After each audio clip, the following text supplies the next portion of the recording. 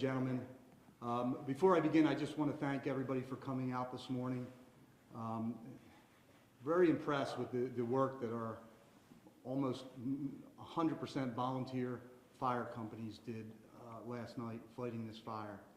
But I want to speak here on behalf of our township manager, Chris Chrisman. We're here with two elected officials. We have Commissioner Bill Ball, represents Ward 13, and our Vice President of our board, Matt Vahey, who represents Ward 12. Both are representing a lot of the residents that live in the area that was impacted today. Joining me this morning is Chief of Police from Cheltenham Township, John Slavin, excuse me, and Chief of Police in Jenkintown, Tom Scott. We have Tom McEnany up here. He is our Emergency Management Coordinator. Mike Jones, our Fire Chief from Abington. Keith Maslin, our Fire Chief from Weldon Fire Company. And we also have Chris Platts here, our Abington Township Fire Marshal. So last night at approximately 9:35, we received calls, 911 calls of an explosion. Within 10 minutes, Chief Glenside Weldon Fire Company arrived on scene, and they were met with multiple explosions, and they quickly entered to make sure there were no employees inside. We learned later that approximately 60 employees were inside, and by the grace of God, not one of them was injured, and they were able to evacuate. This quickly escalated from Weldon Fire Company to multiple alarms. 1 in the morning, a fourth alarm went out. But within 30 minutes, we had a second alarm, and we had 68 different fire companies arrive from around the area. So at this point, there were no injuries to any responding personnel, although we're not sure with those hazardous materials that all of our first responders were exposed to. Thankfully, nobody needed to be treated, but we just have some concerns about that. We put a shelter-in-place order out within 1 mile radius, and that still is in place now. On location in Glenside, we still have Aqua, SEPTA, we have the Pennsylvania Department of Environmental Protection, and the federal EAP is down there. We also had responding the Bucks County, Montgomery County, and Chester County's Departments of Public Safety join the efforts down there. Hazmat teams and DEP personnel are still monitoring the air and the runoff water at the scene within that 1 mile zone. They had not detected any threats to the public at this point, so thank God for that. All of the tests so far have been coming out negative. The monitoring will continue in the coming days, and we will continue to cooperate with our partners in public safety, the ones who are represented up here this morning. So we have fire experts up here, we have fire marshals, elected officials. If there are any questions that you have, I just want to provide you with a brief overview of the response last night. I could not be more proud of the efforts of our paid and mostly volunteer fire personnel who really fought this fire all night and are out on the scene continuing to fight this fire. They're doing amazing work, and can never take them for granted, so very appreciative of that. Yes? Is the fire out? No, it's still smoldering, and they're still actually fighting it and trying to keep it contained. So we have it contained to the center of the building. Can you talk more about your concerns in terms of the hazmat realm, in terms of the air quality, and then the concern with anything getting in the water supply? I'm going to turn that over to one of our fire chiefs. We have pre-planned that building over the years multiple times, and we were aware of what chemicals were in there. We had concerns that if some of the heat treating chemicals were to mix, they could form arsenic, which could be in the air and the smoke that was coming off of the fire. So we erred on the side of safety, shelter in place to make sure it didn't happen. We also knew where the chemical and the heat treating areas were inside the building, and we concentrated our efforts to keep the fire away from those chemicals, and so far it has worked out for us. And early results of air quality and then water testing shows that there have been no chemicals Correct. It's continuous monitoring of the air and of the water that's running off from the fire, and right now there's no hazardous chemicals that we can report. And then what's your timeline for the future testing to ensure, in the next few hours or days, that there will not be any present? We are confident that most, if not all, of the runoff is held on site in retention basins and in holding tanks. The floor drains in the chemical areas drain into those tanks, so the creeks and the water supplies around the site are not affected. We had heard that there was a chemical explosion back in November. An employee had mentioned that, and I was curious if there was any indication whether this was connected to the same source of that, and how do you guys respond to that? It's really too early to tell. Do we know where exactly, I'm sorry, I missed the very beginning. Do we know exactly where the fire started with the ground? We do not. It was already well involved inside the building on our arrival. How many employees were inside? 60. Were they able to self-evacuate everyone? Yes, correct. Can you get back to how many responding fire departments in the area? Was it 60, 60? 68. 68. Yes. 68. And then in terms of the school districts in the area that are closed, is that a direct result of the concern for the air quality, water runoff, things of that nature? Correct, and all the firefighting gear, apparatus, and hose that's still in the area. That would be impossible for a lot of the kids to get out and get to school. But yes, err on the side of safety to make sure that the air quality and the water runoff is not harmful. Do you anticipate if future tests come back today positive, so that there are not any contaminants found in the water or the air, that school would resume in these districts tomorrow, or would they be held off until further testing? The plan is to open schools tomorrow. That's the goal. We will continue to monitor to be sure that it's safe before that decision is made in conjunction with the school districts and the private schools. And the fire, you mentioned Abington Township has done drills and work inside there in recent years. Do they have any fighters or anybody on premises just through the company? Yes. SPS Technologies does have a fire brigade that was on site at the time. I believe all 3 shifts there was a fire brigade on site. So they responded first and then they told you guys? Yes, they were in the building and responded first, and they're the ones that, several employees called out for 911 for our assistance.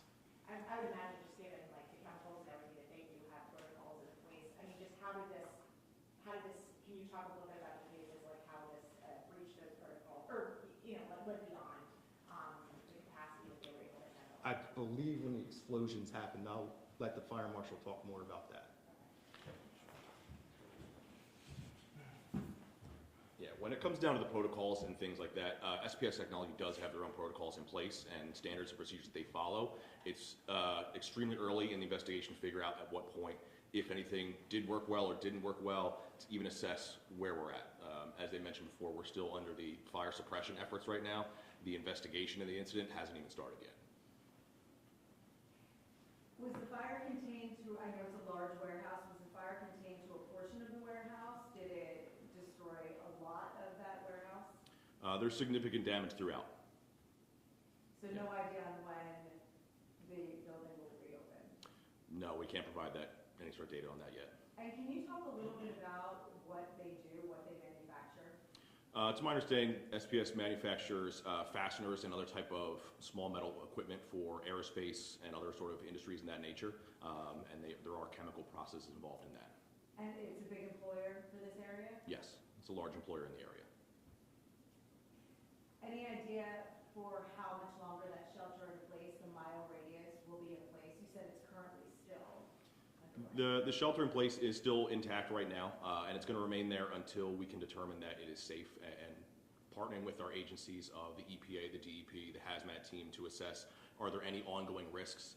That'll be a joint decision that's made through the coordination between those entities. And can you expound, or one of you expound on what that shelter in place means? If people live in that radius, should they stay inside? If they own a business, should they not open the business? Tom, you want to take that one? Well, yes, the goal is to have everybody stay inside. Right now, it's frigid outside, so everybody has their windows shut already as part of their normal daily life. And, you know, the thing about heaters and things like that, they recirculate air, so it's very little outside air that should be entering the homes. So that's why we feel comfortable with the shelter in place. As far as businesses go, you know, that's an individual decision for those business owners, you know, but we would caution people to, out of an abundance of caution, if you're inside that mile radius, to remain indoors as much as possible.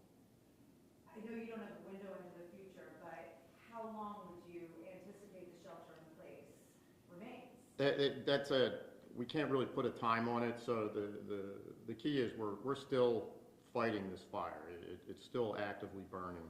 So we are constantly reviewing our plans and re-reviewing the progress that we're making in that firefight. And once we get to a point where we feel the fire is contained enough in areas that, you know, aren't involved in some of those chemical areas where, you know, we have been able to contain it away from that, in conjunction with discussing with DEP, EPA, and our hazmat teams, at that point we'll be able to make a better evaluation. But as far as putting a timeline on it, I wouldn't feel comfortable putting a timeline on it right now. I'm sorry, can I just make sure I understand? You guys have contained the fire in areas that are not the chemical areas. So like the fire hasn't gotten into those areas where the chemicals are, am I understanding that correctly? I want to make sure. It briefly got into some of those areas, but we were able to, like as Chief Jones said, the majority of our efforts were concentrated on protecting those, so we were able to extinguish that about as quickly as possible. How challenging were the firefighting conditions, given the size of the fire, the cold, the wind, and the potential for chemicals? The cold and the wind definitely didn't help. The conditions were you know, 30, 40 mile an hour winds. I didn't see what the winds were, but it definitely made it, you know, up the degree of difficulty in fighting this type of fire. In addition, you know, the fire was the building was well involved on the first unit's arrival, so it had a big head start on us. But we you know, our first job was to make sure that the employees were evacuated. We're in, you know, life safety mode. You know, searches were conducted immediately, and then once everybody was accounted for, that's when we, you know, reevaluated our options and, you know, changed tactics as needed. From where we were, it looked like at one point this morning, some of the fire crews were relieved maybe, or maybe moved to a different area. Is that the case? Like, did you pull some units? Yes, that's normal in a fire of this magnitude. You know, the original crews were out there at 9:45 last night, pushing on, you know, 10 hours at this point of heavy lifting. So that's where, you know, 68 fire companies, we all work mutually, you know, mutual aid. So we are in the process of trying to relieve some of the initial crews, which are the kind of the hometown and close to us type of crews, so that they can go home and rest, because we anticipate them having to come back and relieve the crews that came to help. Could you also talk about how the extreme cold affected the firefighting effort? Well, yes. So obviously, when we're flowing that much water, a lot of ice, a lot of firefighters covered in ice last night, which, you know, we fight these types of fires in this type of weather often, but not for that type of longevity.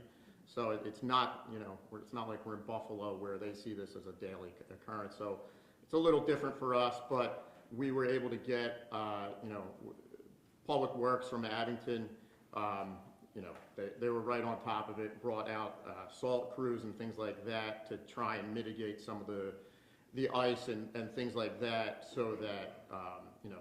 And the local businesses opened up their doors. Yeah.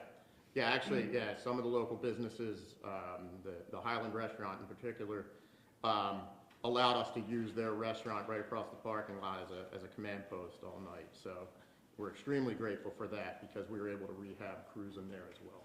Is it unique that we're almost 10 hours into the beginning, or 10 hours from the beginning of this fire, and it is still not out? Does that speak to the unique situation of the chemical component with this fire? It's not, the chemical component plays into it, but it's a large, old building. So it's old materials inside, old building materials that once they hit their ignition point, it's tough to slow it down. And then you throw in the weather conditions and things like that, and it just increases the degree of difficulty for everything involved.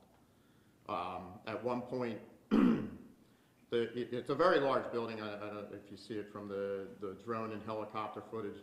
The center of the building, the roof was on fire, and that area is beyond the range of any of our master streams from the ladders and things like that. So, you know, we were putting as much water as we can on it, but during that period, that's when we were particularly concentrating on that area where the chemicals were, because the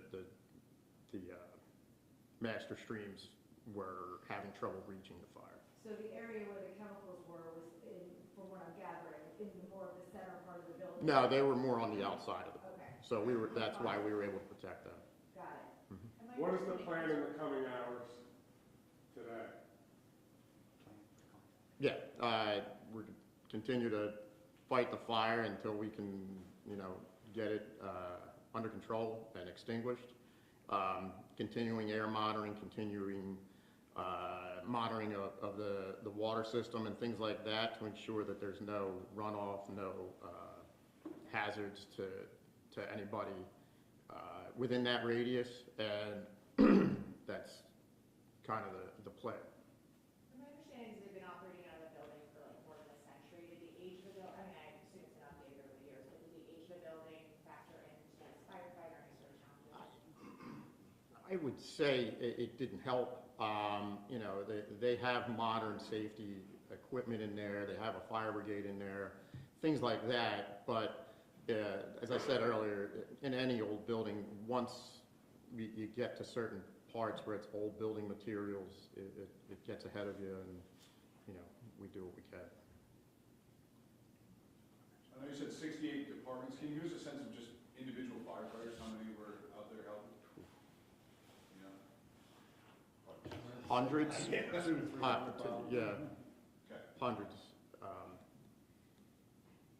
Works, thank you.